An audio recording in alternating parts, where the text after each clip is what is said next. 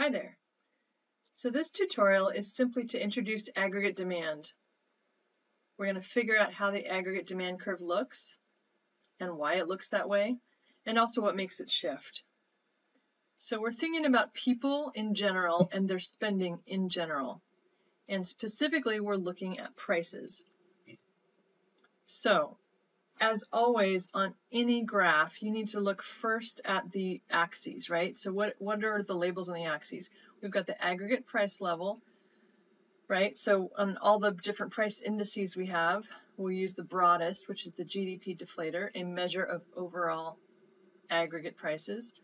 And on the horizontal axis, we've got the real GDP, which is a measure of quantity, right? So it's overall price level and overall output level. So the aggregate demand curve seeks to understand that relationship, price level and spending, and how they might be related. Now, of course, there are plenty of other things that impact our spending, and we'll get to those. But if we're looking to just explain the shape, this downward shape of the aggregate demand curve, we need to understand the relationship between price and spending. So remember that we're talking about the spending of all parts of the economy, right? And our assertion is that when the price level goes down, people spend more. And this may seem pretty logical. This may seem like something you probably have learned before. When the price of apples drops, we buy more apples. But this is not quite the same thing, because we're not talking about the price of apples dropping and so we're buying more apples and less oranges. We're talking about overall prices in the economy dropping. Why should that make us purchase more necessarily?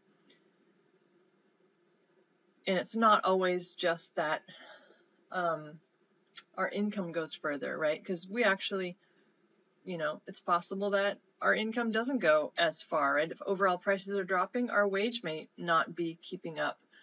Our wage rate may be dropping. So it's not necessarily true that as price level drops, that we will be able to afford more.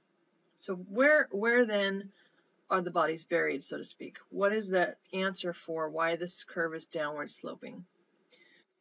So first things first, we need to remember the 4 different types of spending that exist in the economy. So consumer spending, business spending or investment spending, government purchases, what government purchases of goods and services, and then add in exports and subtract out imports.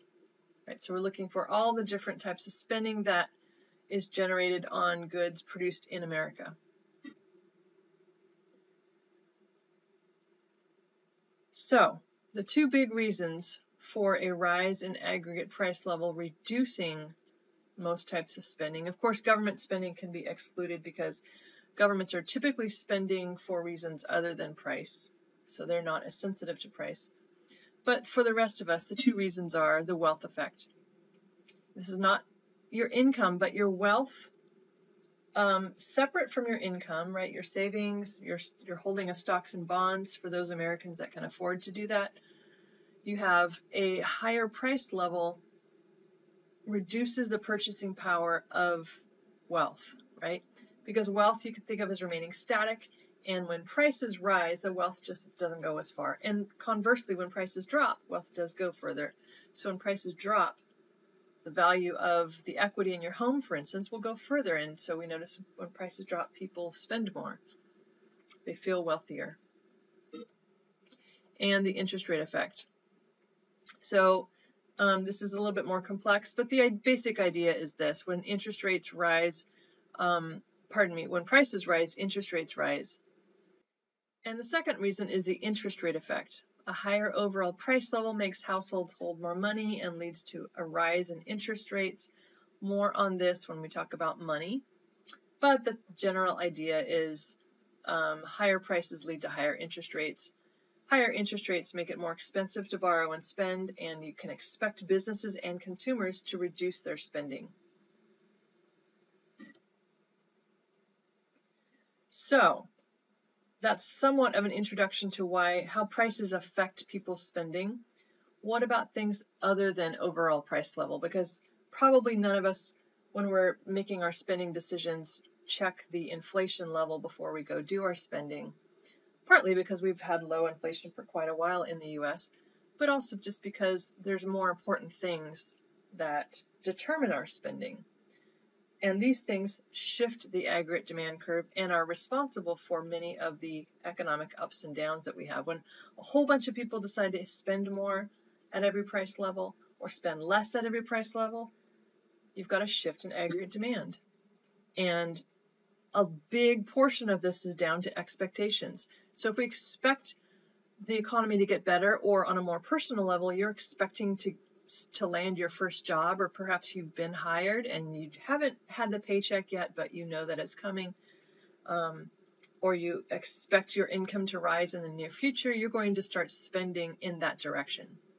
So when we expect a rosy future, all of us, we spend more. When we expect hard times ahead, we spend less.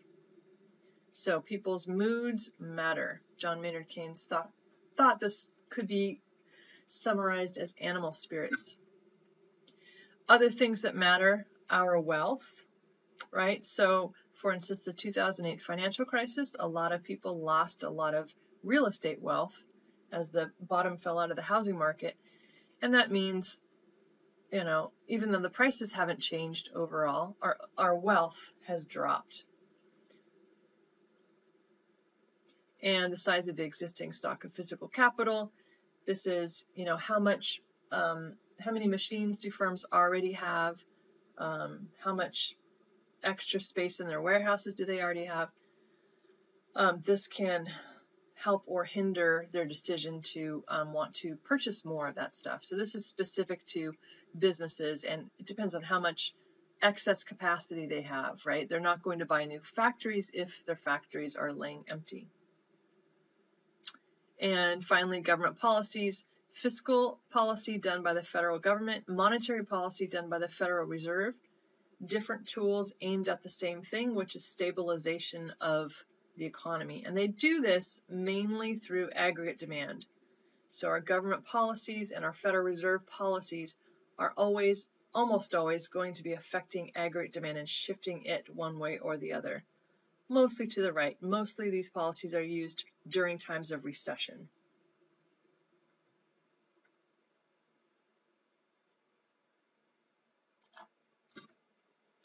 So here's a rightward shift in aggregate demand, or an increase. Notice that at every price level, more is being purchased. And here's a leftward shift, or a decrease. Notice at every price level, less real GDP is being purchased.